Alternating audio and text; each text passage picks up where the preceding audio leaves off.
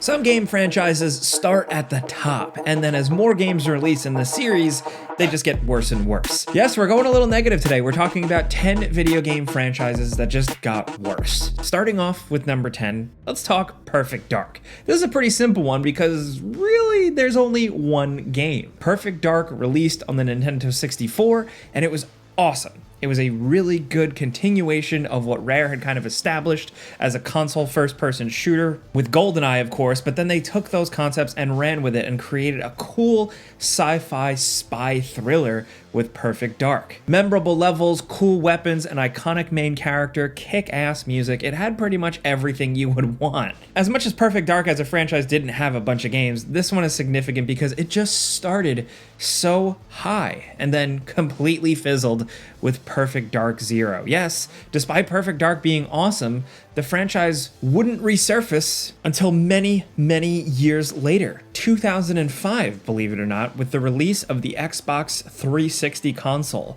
And one of the official launch titles was a new Perfect Dark game, Perfect Dark Zero.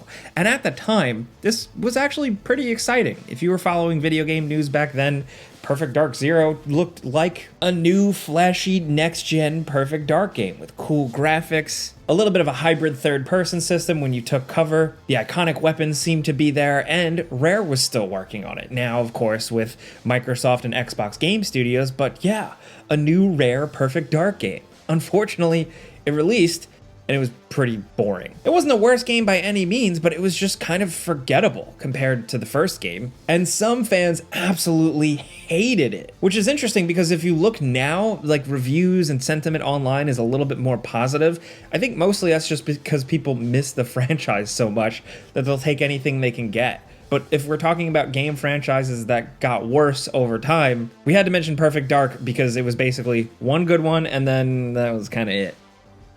Next, over at number 9, oh boy, let's talk about Fear. The Fear franchise is a hell of an interesting one. So in 2005, the first Fear game released and blew people away, dude. This game was incredible. On PC, the graphics were kick-ass, the combat, the shooting, the bullet time stuff just felt revolutionary and fun. It was a responsive, action-packed shooter, very much of the 2000s, but so cool. Then it had horror elements that were actually really effective. The game would spook you out. In between murdering and running and gunning, you were terrorized by this creepy haunted girl, Alma, and from there, things kind of built out. You were a pretty simple, kind of voiceless protagonist, point man, and I think a lot of the things in this game, like, it was really beauty in its simplicity. It was fun and it was effective, and then it was a massive hit. So we got more Fear. Fear 2 was a little bit more consoleized, like it was definitely designed to be a bit more mainstream, but it was still alright.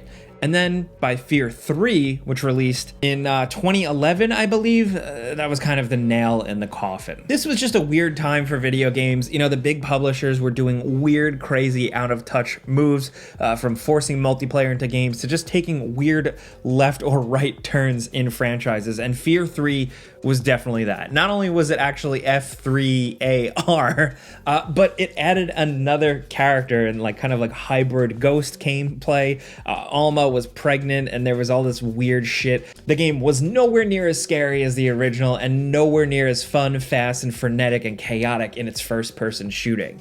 It was just kind of like a, 2010s regular old bargain bin video game. Believe it or not, I've found people out there that are fans through and through of the entire series. They love the lore, but Fear 3 definitely didn't get like the worst reviews. It got a lot of like 7 out of 10s. It was generally okay received, but I think it was the story, the lack of scares, just where the narrative went, where the feel of the franchise went, that kind of made things go completely downhill. Next, over at number 8, we have Saints Row. This franchise is definitely in the gutter now, as you probably know, with the most recent Saints Row game from just a year or so ago, releasing and being totally bland and lame and just not really the return to form that people were hoping for. Now, this is an interesting series because everybody has their favorite. Some people are really into the first one, which is interesting. Some people absolutely love the second one and think that that's where the series peaked. Some people like the zaniness of 3. I think it's pretty valid either way. Whatever is your favorite, I think we're all in agreement that the series went downhill with Agents of Mayhem, which wasn't really a Saints Row game. That was kind of like a spin-off thing. But then, of course, the newest Saints Row title, just Saints Row. So where exactly did Saints Row 2 get worse and worse? Again, some people think they really figured it out with 2 and cracked the code. And then by 3, they started to embrace the zany elements a little bit too much. And then from there, it just got worse and worse.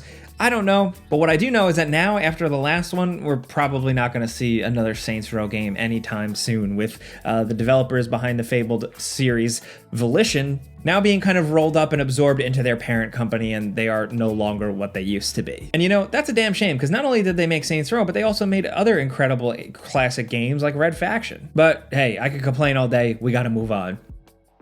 Next, over at number 7, we have the Dead Rising franchise. The original Dead Rising was absolutely incredible. It was a revolutionary concept. It had really fun ideas with limiting the time, setting the entire game in a mall, and the way it was structured, all of it was so cool. A memorable character, great violence, tons of iconic moments. It was really something special. And then Capcom ran with it. Unfortunately, though, it seems like it never really found its identity. So Dead Rising 2 quickly followed things up, and it was pretty decent. It didn't feel as special or as impactful as the first game, but it definitely found its fans, and it tried some new things. Definitely commendable, but then the third game was kind of off. It was weird. It just didn't really feel right. It was an Xbox One launch title, and the Xbox One launch, as you probably remember, was a pretty messy launch, and that was some of the games, this one in particular. Then Capcom eventually scrambled and tried to right the ship with the fourth game, bringing back Frank from the original game and trying to go for that tone again, but it didn't really totally feel like a Dead Rising game. I mean, it was set in a mall once again, like the original. It was light, there was humor, there was levity, and I'm actually on record as not completely hating it, but most fans did not like this one. And since then, we haven't heard a peep from the franchise. I think 4 is at least admirable because they kind of went back to basics, but I think they need to really go back to basics to bring this franchise back. Understand what people really loved about the first one and even kind of the second one, and just go back to something like that. Will we see a Dead Rising 5 or a Dead Rising reboot at any point? I don't know, but I'd love to see it.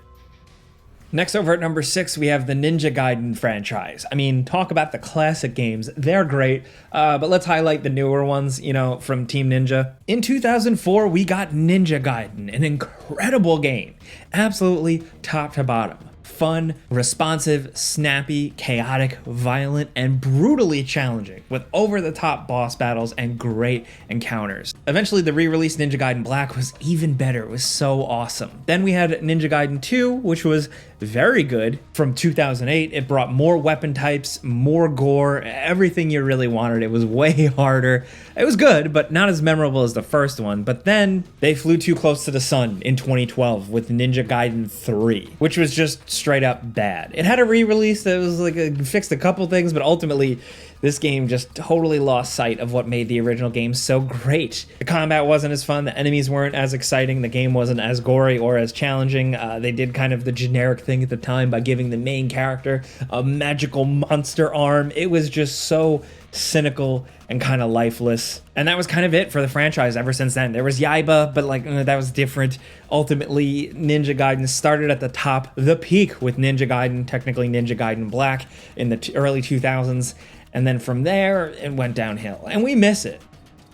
Next, over at number 5, we have Tony Hawk's Pro Skater. Oh my God, don't even get me started. You guys know me, Jake, I'm the resident Tony Hawk's Pro Skater freak here at gameranx. And yeah, this one is hard to talk about. It's one that we all know, but everybody came into the franchise at a different time. Some people from the very original, the first one, like me.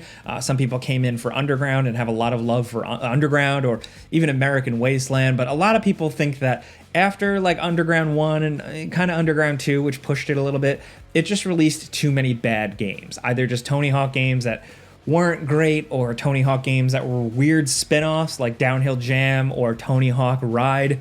Activision just made some bad moves with this franchise, trying to just continue to make the line go up when really they just needed to just give us more skateboarding, fun, engaging levels, cool scenarios, and moves. That's it. We didn't need any gimmicks, but unfortunately, they just kept gimmicking Tony Hawk's Pro Skater into the ground to the point where it doesn't even exist anymore. Tony Hawk's Pro Skater 5 was the last gasp of prospects for the franchise, and yeah, that was rough. It got worse and worse, and it really culminated with Tony Hawk's Pro Skater 5. That was brutal. I remember reviewing that one. But separately from that, a few years back, we got the Tony Hawk's Pro Skater 1 and 2 remake, which is a remake of the original 2 games, yes, but it was great.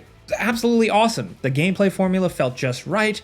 Those classic levels are awesome. But again, that was just remaking the original games. They still couldn't come up with anything new, and they didn't really seem like they wanted to. Because after that, with Activision Blizzard and everything going down, the developers that worked on the 1 and 2 remake were absorbed into other projects, and it doesn't seem like we're getting a Tony Hawk's Pro Skater 3 and 4 remake or an Underground remake or anything really. I don't think this franchise is ever really going to truly die. I think we're going to see a new surprise in a couple of years. That's just me. But Tony Hawk's Pro Skater as a whole definitely got worse over time. That's the point of this video.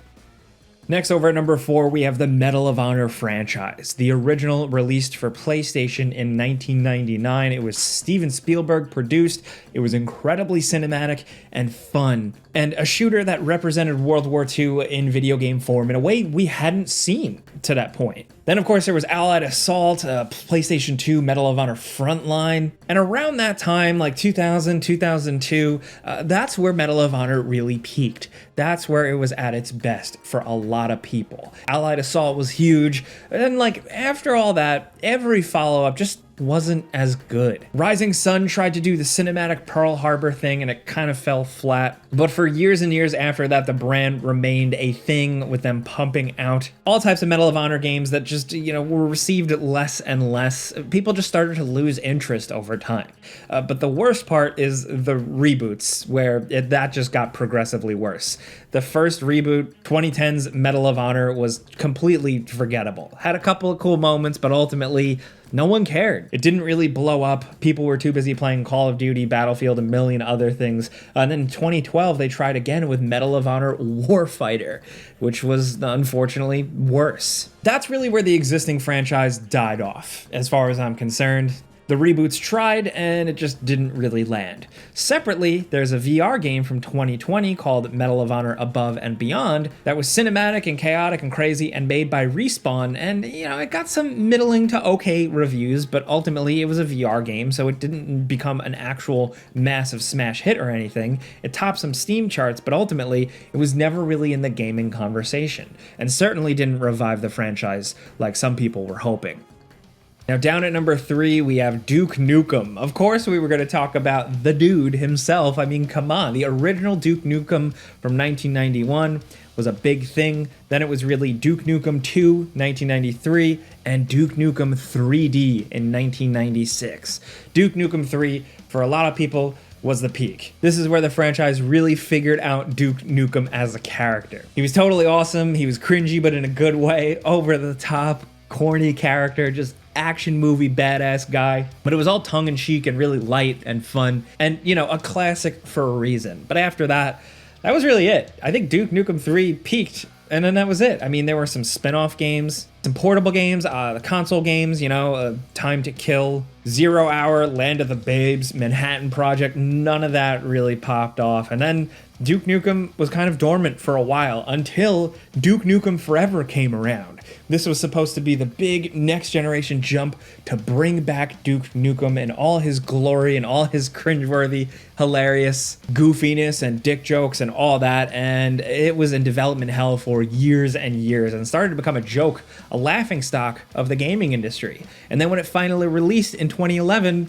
it was the laughingstock of everybody. It wasn't a good Duke Nukem game. It was a total hot mess, and unfortunately not very fun to play. And that was really it for good old Duke. I'll be honest though, I miss him. I really do. Maybe he'll return one day. But next at number 2, we have the Mega Man X series. This one might be divisive for some people, but generally it's kind of considered that 1 through 4 are all good. Very interesting, good spins on Mega Man. A new life for the franchise.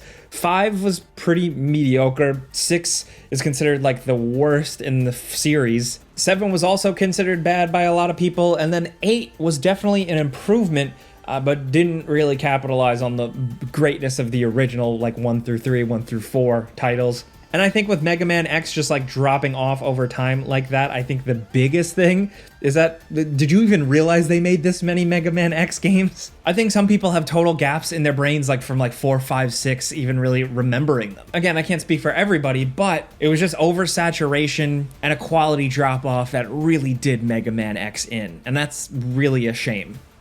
Now, down at number 1, we have the Silent Hill franchise. Yes, we're going here because Silent Hill 1, 2, and 3 are absolutely incredible, top-notch experiences. Then there's 4, The Room, which was creative, it has a cult following, it's got some issues, but it's also really awesome. Then we had Homecoming, which just was straight up not good.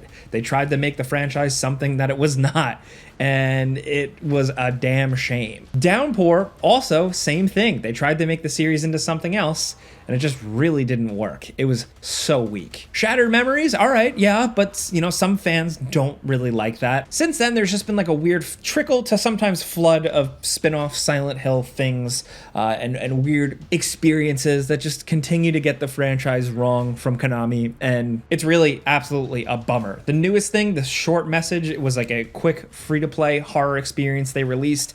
That didn't really do it for us personally here at gameranx, so we're left kind of being like, what's the deal with this franchise? It definitely got worse over time because it's been so long since the original 1, 2, and 3 being so great. Will the remake of 2 help? Will the other games they have planned for the future help? We don't know for sure, but Silent Hill we absolutely love, and we'd love to see it return to the glory days. Regardless, those are 10 game franchises that got worse over time. You may disagree, you may love the 4th game in a franchise that everybody hates, so let us know in the comments. Let's talk about this one. We can definitely continue this video as like a series, essentially, so if you got your own ideas for franchises that fell off, let us know in the comments. If you like this video though, and you just like chatting games with us every day, clicking the like button's all you got to do to help us. It really helps us out, but we appreciate it, and thanks for watching, and we'll see you guys next time.